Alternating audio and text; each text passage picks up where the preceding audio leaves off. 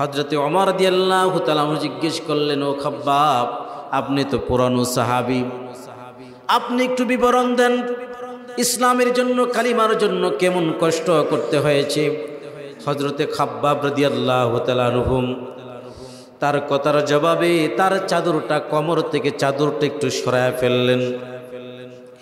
কোমর থেকে যখন চাদর সরায় ফেললেন, সাহাবী কেরাম লক্ষ্য করে দেখি ওই কোমরের মধ্যে বড় বড় বড় বড় গর্ত হয়ে আছে।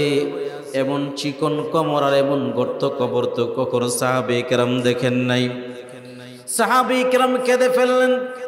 হযরত ওমর রাদিয়াল্লাহু তাআলা আনহু সহ সাহাবীরা কাঁদতে শুরু করলেন। ও নবীর সাহাবী খাব্বাব, আপনার জীবনে কি রোগ হয়েছিল? আপনার কি জীবনে কোনো বসন্ত রোগ হয়েছিল নাকি? কোমরের ভিতরে গোশত নাই, কোমরগুলো বড় বড় গর্ত হয়ে আছে, ভয়ঙ্কর দেখা যায়। হযরতে খাব্বাব রাদিয়াল্লাহু তাআলা আনহু বললেন, ও খলিফাতুল মুসলিমিন ওমর, ইসলাম ধর্ম গ্রহণ করেছি অপরাধে, কাফির বেঈমানের দল। আমি খাব্বাবের শরীর থেকে কাপড়গুলো খুলে উত্তপ্ত মরুভূমির বালুর মধ্যে আমাকে শুয়ে দেওয়া হতো। আমি যেন নড়াচড়া করতে না পারে, এই জন্য বড় একটা পাথর এনে আমার বুকের মধ্যে পাথর দিয়া চাপা দিয়া রাখতো। মরুভূমির উত্তপ্ত সেই বালুগুলো আগুনের মতন, আর সেই আগুনের আঙ্গারগুলোকেও সেখানে রেখে সে আঙ্গারের উপর আমাকে শুয়ে দেওয়া হতো। ওই আঙ্গারের আগুনে আমার শরীর থেকে, কোমর থেকে গোশতগুলো গলে গলে পড়ে পড়ে আগুন নিভে যাইত। সূরা ফুরকানের 63 নম্বর আয়াতে আল্লাহ পাক রব্বুল আলামিন আমাদেরকে কিভাবে বিনয় হতে হবে এবং বিনয় হতে হলে আমাদেরকে কিভাবে চলতে হবে, নবীজি কেমন বিনয়ী ছিলেন, সাহাবী কেরাম নবীর আদর্শ পেয়ে কেমন বিনয়ী হয়েছিলেন, বিস্তারিত আলোচনা হবে ইনশাআল্লাহ। আল্লাহ পাক রব্বুল আলামিন বলেন, وعباد الرحمن الذين يمشون على الأرض وعباد الرحمن الذين يمشون على الأرض هونا। আল্লাহ পাক রব্বুল আলামিন বলেন, দয়াময় রবের বান্দা হলো তারা, আল্লাযীনা ইয়ামশুনা আলাল আরদি হাওনা, যারা রাস্তায় যখন চলাফেরা করে তখন তারা নত হয়ে বিনয় অবলম্বন করে তারা চলাফেরা করে। ওয়াইদা খাতাবাহুমুল জাহিলুনা ক্বালু সালামা, আর যখন কোনো মূর্খদের সম্মুখীন হয়, মূর্খরা যখন তাকে কথার মাধ্যমে আক্রমণ করতে চায়, তাকে লাঞ্ছিত করতে চায়, অপদস্থ করতে চায়, তখন তারা তাদের সাথে শুধু এতটুকুন বলে, তোমাদেরকে সালাম, অর্থাৎ তোমাদের সাথে আমাদের কোনো কথা নাই, তোমাদেরকে সালাম, সালাম জানিয়ে মূর্খদের কাছ থেকে চলে আসে। তাহলে এই আয়াতের মাধ্যমে বুঝলাম দয়াময় আল্লাহ পাক রব্বুল আলামিনের খাঁটি বান্দা কারা, যারা সমাজে চলাফেরা করে বিনয় অবলম্বন করে, দম্ভ বড়ে সমাজে চলাফেরা করে না। অন্তরের ভিতরে এমন দম্ভ, এমন অহংকার, লঙ্গি একটা পরিধান করেছে, টাকনু অবার হয়ে রাস্তা ঝাড়ু দিচ্ছে, মিস্টারের কোনো খবর নাই, কেন? টাকার গরম আর ক্ষমতার গরম। অথচ নবীজি বলেছেন, টাকনুর নিচে যারা কাপড় পরিধান করবে তারা জাহান্নামে যাবে। এগুলো হয় কেন? অন্তরের ভিতরে বিনয় না থাকে, অহংকার যখন অন্তরে ঢুকে যায় তখন তারা সমাজের ভিতরে দম্ভ বড়ে চলাফেরা করে। কিন্তু আল্লাহ পাক রব্বুল আলামিন বলেছেন, দয়াময় রবির বান্দা যারা, তারা সমাজের ভিতরে রাস্তায় যখন চলাফেরা করবে, দম্ভ ভরে অহংকারে চলাফেরা করবে না, মাথাটা নিচু করে নম্রভাবে তারা চলাফেরা করবে। কেন? কারণ আল্লাহ পাক রব্বুল আলামিন বিনয় পন্থা অবলম্বন করাটাকে পছন্দ করেন। আবু দাউদ শরীফের বর্ণনা 4807 নম্বর হাদিসের বর্ণনা। قال النبي صلى الله عليه وآله وسلم إن الله رفيق يحب الرفق। আল্লাহ পাক রব্বুল আলামিন নিজেই তিনি নম্র, নিজেই বিনয়ী, আর তিনি বিনয় অবলম্বন করাটাকে বড় পছন্দ করেন। আল্লাহ নিজেই বিনয়ী এবং বিনয়ের পথ অবলম্বন করাটাকে আল্লাহ পাক পছন্দ করে থাকেন। আদাবুল মুফরাদ ইমাম বুখারীর রাহমাতুল্লাহ আলাইহি সেই ঐতিহাসিক গ্রন্থের 466 নম্বর হাদিসে উল্লেখ করা হয়েছে, যাদের স্বভাব ভালো, যাদের আখলাকে, যাদের স্বভাবের ভিতরে নম্রতা রয়েছে, বিনয় রয়েছে, আল্লাহ পাক রব্বুল আলামিন এই দুনিয়ার সমুদয় কল্যাণ তাকে দান করেন। সুবহানাল্লাহ। আর যাদের ভিতরে, যাদের স্বভাবে, যাদের আখলাকে বিনয় অবলম্বন করে না, যারা বিনয় থেকে বঞ্চিত, আল্লাহর নবী বলেন তারা আল্লাহ পাক রব্বুল আলামিনের কল্যাণ থেকে তারা বঞ্চিত থাকে। যাদের আখলাকে, স্বভাবে নম্রতা আছে, তাদের জন্য আল্লাহ পাক রব্বুল আলামিন তার কল্যাণকে ওপেন করে দেন, কল্যাণকে খুলে দেন। আর যারা নম্রতা, বিনয়ের পথ অবলম্বন করে না, কল্যাণ আল্লাহ পাক তাদের জন্য বন্ধ করে দেন, কল্যাণের দুয়ারগুলো বন্ধ করে দেন, কল্যাণ থেকে তারা বঞ্চিত থাকে। এজন্য আমরা বিনয় অবলম্বন করব। কেন? কারণ আল্লাহ নিজেই বিনয়ী। আর আল্লাহর পয়গম্বর রাহমাতুল লিল আলামিন বিশ্বনবী রাসূল আরবি সাল্লাল্লাহু আলাইহি সাল্লাম পৃথিবীতে যত মানুষ আল্লাহ প্রেরণ করেছেন, যত নবী প্রেরণ করেছেন, সমস্ত নবী পয়গম্বর মানুষের ভিতরে আল্লাহর পয়গম্বর বিশ্বনবী শ্রেষ্ঠ বিনয়ী ছিলেন। নবীজির চাইতে শ্রেষ্ঠ বিনয়ী এই পৃথিবীতে দ্বিতীয় আর কাউকে খুঁজে পাওয়া যাবে না। নবীজি কেমন বিনয়ী ছিলেন? আল্লাহর পয়গম্বর রাসূল আরবি সাল্লাল্লাহু আলাইহি ওয়াসাল্লাম যখন রাস্তায় চলাফেরা করতেন, তখন আমাগোর মতন নেতাদের মতন কি দম্ভ বড়ে চলেছেন নাকি বিনয় অবলম্বন করেছেন? দেখুন, সহিহ বুখারীর বর্ণনা 217 নম্বর হাদিসের বর্ণনা। কানা রাসূলুল্লাহ সাল্লাল্লাহু আলাইহি ওয়া আলিহি ওয়াসাল্লাম ইদা মাশা তাকাফফা কান্নামা ইয়ানহাত্তু মিন সাবাবিন। রাসূল যখন রাস্তায় চলাফেরা করতেন, এমন নম্রভাবে নিচের দিকে তাকায় তাকায় চলাফেরা করতেন, যেন কোনো মানুষ উপর থেকে নিচের দিকে নামতেছে, উপর থেকে নিচে নামতে গিয়া যেমন সতর্কতার সাথে একেবারে নতজানু হয়ে মানুষ নিচের দিকে নামে নবীজি যখন রাস্তায় চলাফেরা করতেন, তখন তিনি এইভাবেই আস্তে আস্তে বিনয়ের পথ অবলম্বন করে তিনি রাস্তায় চলাফেরা করতেন। রাসূল যখন রাস্তায় হাঁটতেন, সাহাবায়ে কেরাম যখন একসাথে থাকতেন, তখন আমগর মতন নেতারা তো সামনে দিয়ে হাত বাড়াইতে বাড়াইতে সবার আগে যায়, কিন্তু আপনার আমার নবী, বিশ্ব নবী রাসূল করিম সাল্লাল্লাহু আলাইহি সাল্লাম, তার চাইতে বড় নেতা এই পৃথিবীতে আর দ্বিতীয় কেউ আছে? রাসূলের চাইতে বড় প্রেসিডেন্ট এই পৃথিবীতে আর কেউ নাই। এই পৃথিবীর প্রেসিডেন্ট যে কোনো একটা রাষ্ট্রকে কেন্দ্র করে হয়ে থাকে, কিন্তু আপনার আমার নবী ছিলেন পুরাটা বিশ্বের প্রেসিডেন্ট ছিলেন। এত বড় প্রেসিডেন্ট হওয়ার পরও যখন তার সহকর্মী বা তার সহপাঠী বা তার সাহাবীদের সাথে যখন চলাফেরা করতেন, তখন কি সবার আগে তিনি হাত বাড়ায় বাড়ায় চলতেন? হাদিস কি সাক্ষী দেয় দেখুন। ইবনে মাজার 246 নম্বর হাদিসের বর্ণনা। আল্লাহর পয়গম্বর রাসূল করিম সাল্লাল্লাহু আলাইহি সাল্লাম যখন রাস্তায় চলাফেরা করতেন আর সাহাবী কেরাম যখন সাথে থাকতেন, কানান নবী সাল্লাল্লাহু আলাইহি ওয়াসাল্লাম ইযা মাশা আসহাবুহু আমামাহু, যখন নবীজি রাস্তায় চলাফেরা করতেন আর সাহাবীরা যখন সাথে থাকতেন, নবীজি নিজে সামনে না থেকে সাহাবে কেরামদেরকে তিনি আগে বাড়াইয়া দিতেন। আল্লাহু আকবার। সাহাবে কেরামদেরকে আগে বাড়াইয়া দিতেন, তিনি প্রেসিডেন্ট, এই কারণে তিনি সবার আগে যাইতেন না। কেমন বিনয়ী ছিলেন আপনার আমার নবী রাহমাতুল্লিল আলামিন।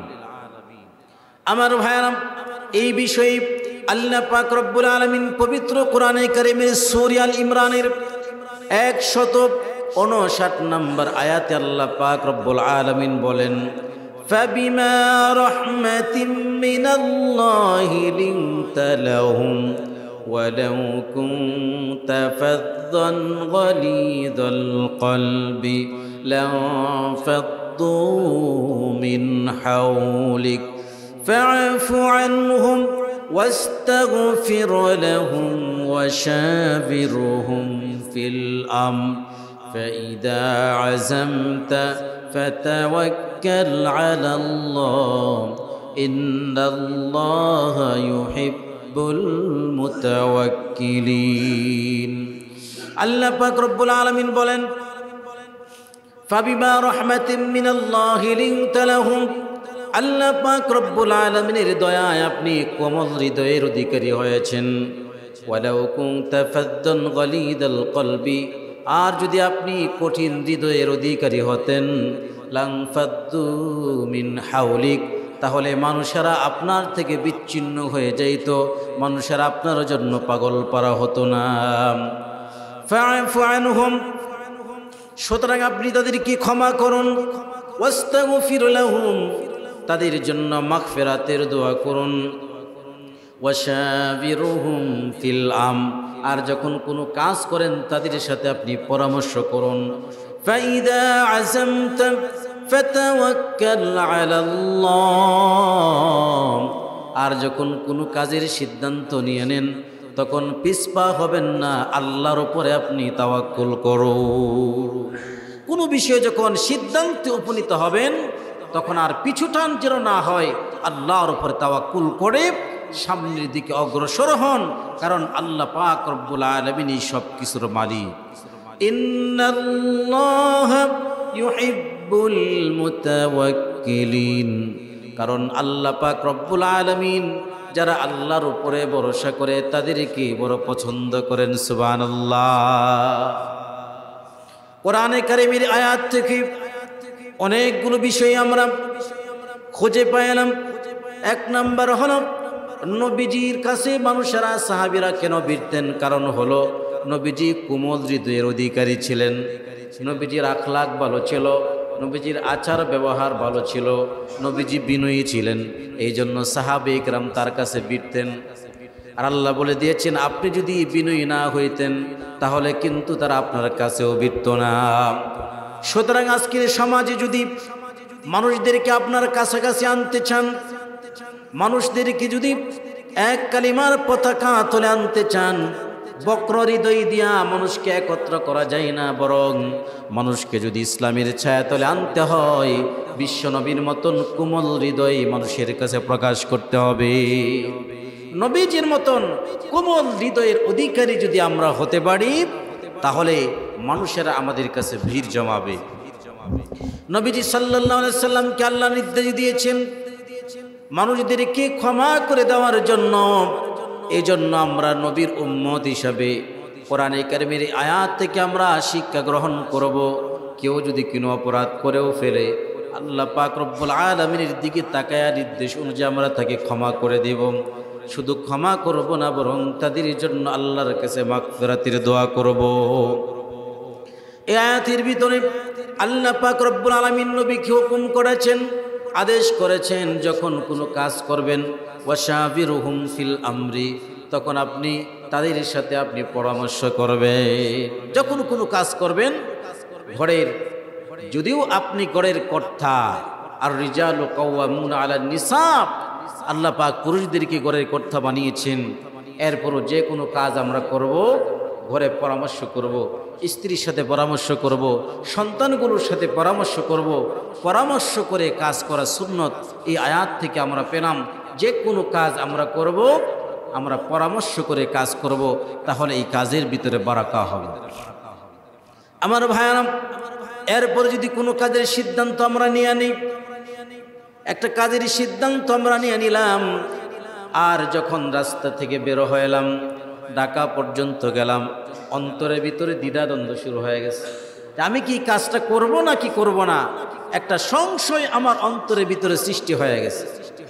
আল্লাহ পাক এই ক্ষেত্রে হুকুম করেছেন কোনো সংশয় নয়, বরং আল্লাহর উপরে তাওয়াক্কুল করে তোমরা কাজ করো, আল্লাহ পাক তাওয়াক্কুলকারীদেরকে পছন্দ করেন। সুবহানাল্লাহ। তাহলে এই আয়াত থেকে আমরা যেই নির্দেশনাগুলো পেলাম, এই নির্দেশনাগুলো যদি আমরা আমাদের সামাজিক জীবনে, আমাদের পারিবারিক জীবনে বাস্তবায়ন করতে পারি, ঘরের ভিতরে অশান্তি হবে না, আল্লাহ পাক রব্বুল আলামিন ঘরটাকে শান্তি দিয়ে ভরপুর করে দেবে। তাহলে বিশ্বনবী সাল্লাল্লাহু আলাইহি সাল্লামের চাইতে বিনয়ী এই ধরাতে পৃথিবীর বুকে দ্বিতীয় আর কেউ আসে নাই। রাহমাতুল লিল আলামিন কেমন বিনয়ী ছিলেন। আজকে যদি কেউ যদি আমার বাবাকে দুনিয়া থেকে সরায়া দেয়, মেরে ফেলে, আমার ভাইকে যদি কেউ রক্তে রঙিন করে ফেলে, আমি যদি সুযোগ পাই তাহলে তাকে কি ছেড়ে দিব নাকি? প্রতিশোধ স্পৃহা বা প্রতিশোধের একটা অগ্নিস্ফুলিঙ্গ আমার অন্তরের ভিতরে সর্বক্ষণ জ্বলতেই থাকে, সময় পাইলেই তার প্রতিশোধ নিব। আমার বাবাকে হত্যা করেছে, আমার ভাইকে রক্তে রঙিন করেছে, সুতরাং তাকে ছাড়া যাওয়া তাকে কোনো ক্রমে ছেড়ে দেব না। সুযোগ পাইলেই তার উপরে আক্রমণ করার মন মানসিকতা আমাদের ভিতরে আসে না? নাই? কেউ আসে না? কেউ তো বলতে পারবেন না যে না, আমি রাসূলের পুরাপুরি আখলাক আমি নিয়ে নিছি, আমার সামনে যদি আমার বাবাকেও মারে তাহলে আমি কিছু বলবো না, এরকম কাউকে খুঁজে পাওয়া যাবে না। এবার লক্ষ্য করে দেখুন নবীজির বিনয় কেমন ছিল। যখন মক্কা বিজয় হবে, আল্লাহর পয়গম্বর বিশ্বনবী সাল্লাল্লাহু আলাইহি সাল্লাম যে মক্কা থেকে তিনি বিতাড়িত হয়েছিলেন, জন্মভূমি থেকে তিনি বিতাড়িত হয়েছিলেন, মাতৃভূমিতে থাকতে পারলেন না। বারবার খাবার দিকে নবীজি তাকাইয়া তাকাইয়া অন্তরের ব্যথাগুলো, অন্তরের কষ্টগুলো নবীজি উপস্থাপন করে, কাবারে তোর কাছে আমি জন্মগ্রহণ করেও থাকতে পারলাম না, তোর আশপাশের লোকেরা আমাকে থাকতে দিল না। বারবার বারবার খাবার দিকে নবীজি তাকাইয়াছিলেন, মনের ভিতরে কষ্ট নিয়ে আল্লাহর পয়গম্বর হিজরত করে চলে গিয়েছিলেন। কিন্তু দীর্ঘদিন পরে আল্লাহ যখন তাকে বিজয় দান করলেন, মক্কা বিজয়ের সময় যখন হয়ে গেল, প্রায় 10,000 সাহাবী নবীজি সাল্লাল্লাহু আলাইহি সাল্লাম সাথে নিয়ে অষ্টম হিজরি সনের 20 রমাদান আল্লাহর পয়গম্বর রাসূল আরবি মক্কাতে পৌঁছলেন। 11 জানুয়ারি 630 খ্রিস্টাব্দে নবীজি সেখানে পৌঁছলেন। 10,000 সাহাবী নিয়ে নবীজি যখন মক্কায় ঢুকলেন, হাতের মধ্যে অশ্রু। মক্কার লোকেরা ভয়ে পেয়ে গেল, হায় রে, সারাটা জীবন তো মুহাম্মদকে কষ্ট দিলাম, সারাটা জীবন তো মুহাম্মদের অনুসারীদেরকে কষ্ট দিলাম, কত কষ্ট তাদেরকে দিলাম, কত রক্তে রঙিন তাদেরকে করলাম, আজকে তো তাদের হাতে অস্ত্র, আমাদেরকে কচু কাটা তারা করে ফেলবে। কেমন কষ্ট নবীজিকে দিয়েছিলেন, সাহাবী কেরামদেরকে দিয়েছিলেন। ওই নিষ্ঠুর কাফির বেঈমানের দল আল্লাহর পয়গম্বরের সাহাবী হযরত খাব্বাব রাদিয়াল্লাহু তাআলা আনহু, হযরত ওমর ফারুক রাদিয়াল্লাহু তাআলা আনহুর শাসনামলে ইসলামের জন্য কারা কতটুকু কোরবানি করেছেন আলোচনা চলছিল। হযরত ওমর রাদিয়াল্লাহু তাআলা জিজ্ঞেস করলেন, ও খাব্বাব, আপনি তো পুরানো সাহাবী, আপনি একটু বিবরণ দেন, ইসলামের জন্য, কালিমার জন্য কেমন কষ্ট করতে হয়েছে। হযরতে খাব্বাব রাদিয়াল্লাহু তাআলা আনহু তার কথার জবাবে তার চাদরটা, কোমর থেকে চাদরটা একটু সরায় ফেললেন। কমর থেকে যখন চাদর সরায় ফেললেন, সাহাবী কেরাম লক্ষ্য করে দেখি ওই কমরের মধ্যে বড় বড় বড় বড় গর্ত হয়ে আছে। এমন চিকন কমর আর এমন গর্ত কবর তো কখনো সাহাবী কেরাম দেখেন নাই। সাহাবী কেরাম কেঁদে ফেললেন। হযরত ওমর রাদিয়াল্লাহু তাআলা আনহু সহ সাহাবীরা কাঁদতে শুরু করলেন। ও নবীর সাহাবী খাব্বাব, আপনার জীবনে কি রোগ হয়েছিল? আপনার কি জীবনে কোনো বসন্ত রোগ হয়েছিল নাকি? কমরের ভিতরে গোশত নাই, কমরগুলো বড় বড় গর্ত হয়ে আছে, ভয়ঙ্কর দেখা যায়। হযরতে খাব্বাব রাদিয়াল্লাহু তাআলা আনহু বললেন, ও খলিফাতুল মুসলিমিন ওমর, ইসলাম ধর্ম গ্রহণ করেছি অপরাধে, কাফির বেঈমানের দল। আমি খাব্বাবের শরীর থেকে কাপড়গুলো খুলে উত্তপ্ত মরুভূমির বালুর মধ্যে আমাকে শুয়ে দেওয়া হতো। আমি যেন নড়াচড়া করতে না পারে, এই জন্য বড় একটা পাথর এনে আমার বুকের মধ্যে পাথর দিয়া চাপা দিয়া রাখত। মরুভূমির উত্তপ্ত সেই বালুগুলো আগুনের মতন, আর সেই আগুনের আঙ্গারগুলোকেও সেখানে রেখে সে আঙ্গারের উপর আমাকে শুয়ে দেওয়া হতো। ওই আঙ্গারের আগুনে আমার শরীর থেকে, কোমর থেকে গোশতগুলো গলে গলে পড়ে পড়ে আগুন নিভে যাইত। নিষ্ঠুর বেঈমানের দল আবারও জ্বলন্ত আঙ্গারগুলো রেখে জ্বলন্ত আঙ্গারের উপর আমাকে বুকের মধ্যে পাথর দিয়ে চাপা দিত। এইভাবে কষ্ট একদিন, দুই দিন না, বহুদিন পর্যন্ত এই কষ্ট বেঈমানের দল আমাকে দিয়েছে। এই কষ্টের কারণে আমার কোমর থেকে যেই গোশতগুলো গলে গলে পড়েছে, যেই জায়গা থেকে গোশতগুলো গলে গলে পড়েছে, এই জায়গাতে আর গোশত হয় না।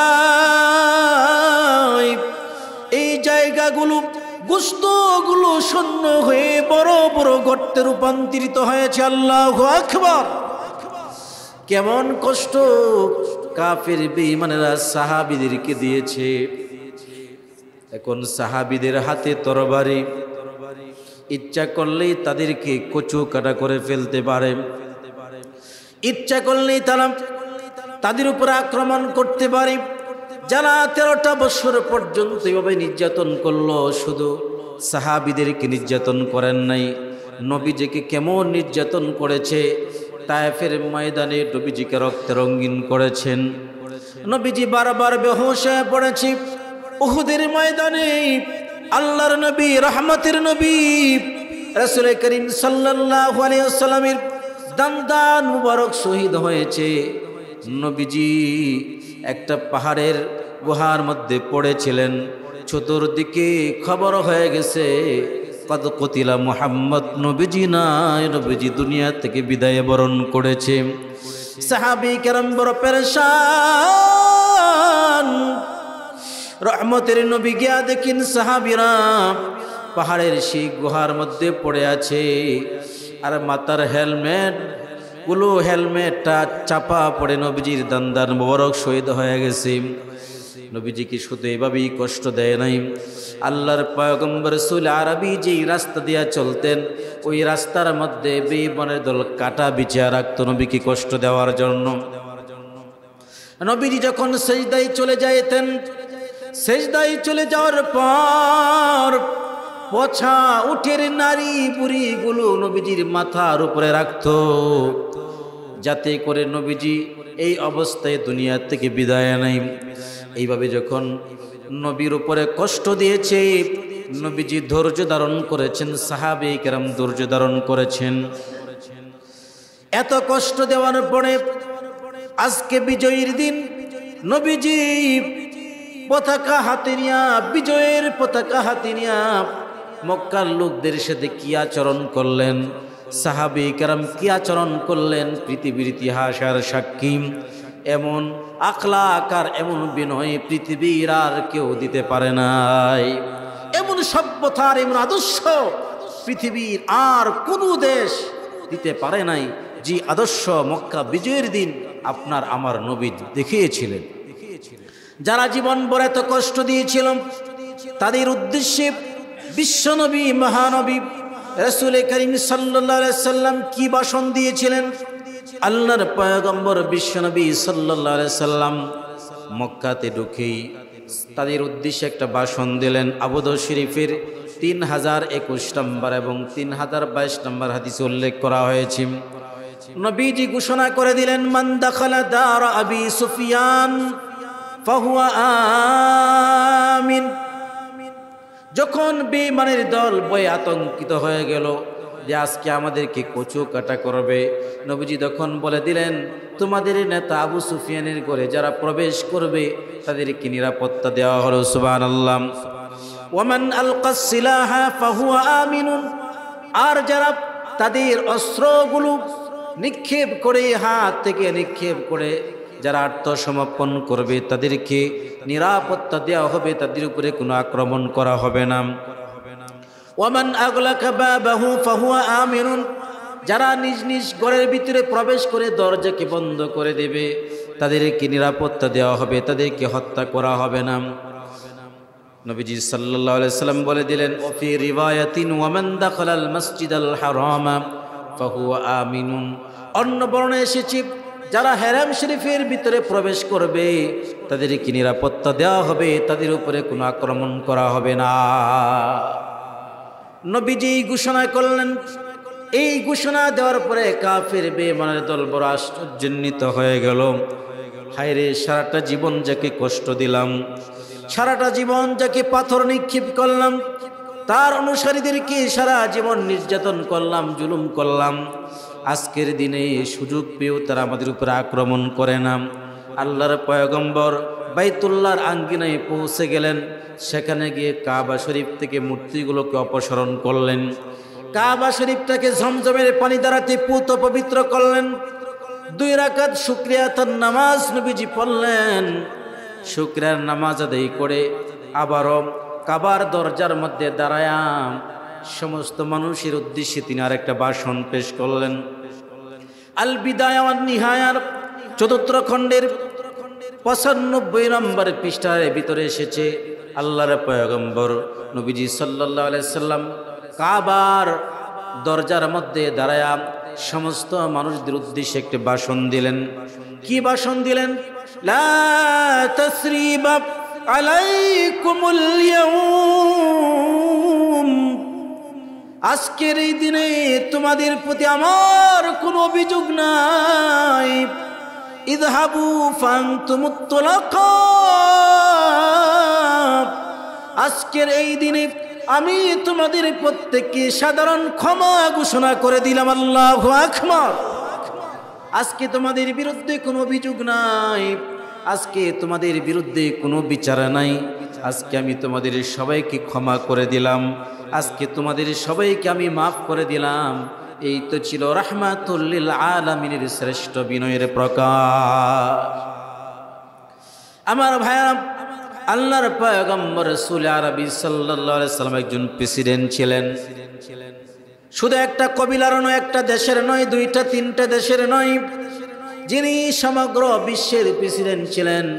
একজন সাধারণ প্রজার সাথে তার আচরণ কেমন ছিল, একজন সাধারণ প্রজার সাথে তার বিনয়টা কেমন ছিল। আজকে তো দেখা যায় শুধু প্রেসিডেন্ট নয়, সাধারণ একজন মেম্বার কাউন্সিলর যদি হয়, তার সাথে সাধারণ একজন প্রজা যদি দেখা করতে চায়, সাধারণ একজন নাগরিক যদি তার সাধারণ একটা কাগজ নিয়ে যায়, তার সাথে দেখা করতে অনেক সময় লাগে। দেখা যায় অনেক সময় দেখাও করতে পারে না, এত ব্যস্ত থাকে। কিন্তু নবীজির কাছে যখন কেউ কোনো অভিযোগ নিয়ে যাইতেন বা তার সাথে কোনো পরামর্শের জন্য যাইতেন, অবস্থাটা কেমন ছিল? তিরমিজি শরীফে 332 নম্বর হাদিসের বর্ণনা, আবু দাউদ শরীফে 4818 নম্বর হাদিসের বর্ণনা। আল্লাহর নবীর কাছে একজন বৃদ্ধা মহিলা আসলেন। বৃদ্ধা মহিলা এসে বলতে আরম্ভ করলেন, ইয়া রাসূলুল্লাহ, আপনার সাথে আমার কিছু কথা আছে। নবীজি বুঝতে পারলেন হয়তো এই মহিলার কোনো গোপন কথা থাকতে পারে, সাহাবে কেরামদের সামনে তাকে জিজ্ঞেস করাটা অনুচিত হবে। আল্লাহর পয়গম্বর ওই বৃদ্ধা মহিলাটাকে বলে দিলেন, ইজলিসি ফি আই তরিকিম মিনাল মদিনা, মদিনার যে কোনো জায়গায় আপনি অপেক্ষা করুন। মিনাল মদিনাতি শিইতি আজলিসু ইলাইকি, মদিনার যে কোনো জায়গায় আপনি যান বসেন, আমি ওই জায়গায় গিয়া আপনার সাথে কথা বলবো। সুবহানাল্লাহ। এমন চরিত্র যদি আজকে আমাদের নেতাদের হইতো, তাহলে এই সমাজের ভিতরে অশান্তি হইতো না। মানুষের এত সাধারণ সদস্য নাগরিক যারা, তাদের এত পেরেশানি আর টেনশন তাদের থাকতো না। এই জন্য নবীজির আখলাক থেকে, নবীজির বিনয় থেকে যদি আমরা শিক্ষা গ্রহণ করতে পারি, তাহলে আজকের সমাজটাও সোনার সমাজ হয়ে যাবে। সমাজের ভিতরে অশান্তি থাকবে না, সমাজের ভিতরে অরাজকতা থাকবে না, সমাজের ভিতরে হিংসা বিদ্বেষ থাকবে না, সমাজের ভিতরে মানুষের প্রতি জুলুম নির্যাতন থাকবে না, সমাজের যুবকেরা মাদকের আসক্ত হবে না, সমাজ থেকে মাদক বিদায় নেবে, সমাজ থেকে দুর্নীতি বিদায় নেবে, সমাজ থেকে মানুষের প্রতি জুলুম করাটা বিদায় নেবে। যদি নবীজির আখলাক, নবীজির বিনয় যদি আমরা অবলম্বন করতে পারি।